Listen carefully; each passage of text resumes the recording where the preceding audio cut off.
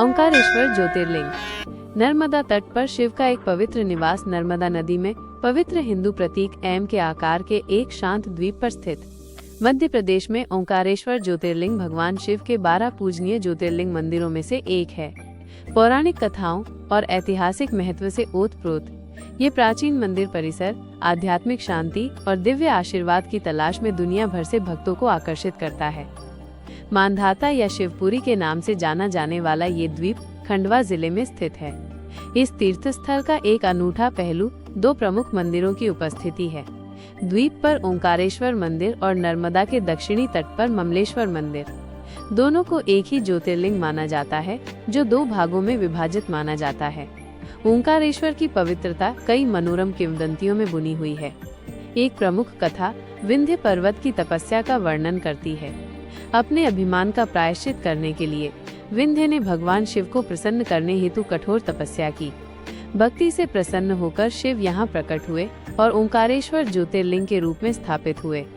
एक अन्य लोकप्रिय कथा भगवान राम के पूर्वज राजा मांधाता के बारे में है, जिन्होंने इस द्वीप पर घोर तपस्या की थी।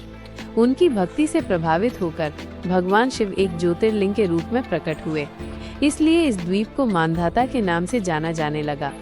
एक तीसरी कथा देवताओं और दानवों के बीच हुए एक महान युद्ध का वर्णन करती है, जिसमें देवता पराजित हुए। उन्होंने भगवान शिव से सहायता की प्रार्थना की। उनकी प्रार्थना से प्रसन्न होकर शिव ओंकारेश्वर के रूप में प्रकट हुए और राक्षसों पर विजय प्राप्त की। भक्तों का मानना है कि ओंकारेश्वर की तीर्थ यात्रा सभी पापों से मुक्ति दिलाती है और एं के आकार के द्वीप की परिक्रमा करना अत्यंत पुण्य का कार्य है। स्थापत्य भव्यता और मंदिर परिसर। ओंकारेश्वर मंदिर नागर वास्तुकला शैली का एक उत्कृष्ट उदाहरण है। इसके मुख्य मंदिर में इसके ऊंचे शिखर के साथ मुख्य ज्योतिर्लिंग स्थापित है। मंदिर परिसर एक बहुमंजिला संरचना है, जिसमें विभिन्न देवताओं को समर्पित मंदिर हैं। नर्मदा के विपरीत तट पर स्थित ममलेश्वर मंदिर, जिसे अमरेश्वर के नाम से भी जाना जाता है, भी उतना ही महत्वपूर्ण है। तीर्थयात्रियों के लिए अपनी तीर्थ यात्रा पूरी करने के लिए दोनों मंदिरों के दर्शन करना प्रथागत है। पवित्र नर्मदा नदी पर नाव की सवारी यहाँ के आध्यात्मिक अनुभव का एक अभिन्न अंग है। एक प्रमुख आकर्षण नर्मदा नदी पर बना 270 फीट ऊंचा लटकता हुआ पुल है, जो द्वीप और आसपास के परिदृश्य के मनमोहक दृश्य प्रस्तुत करता है। ओंकारेश्वर दर्शन मंदिर का समय।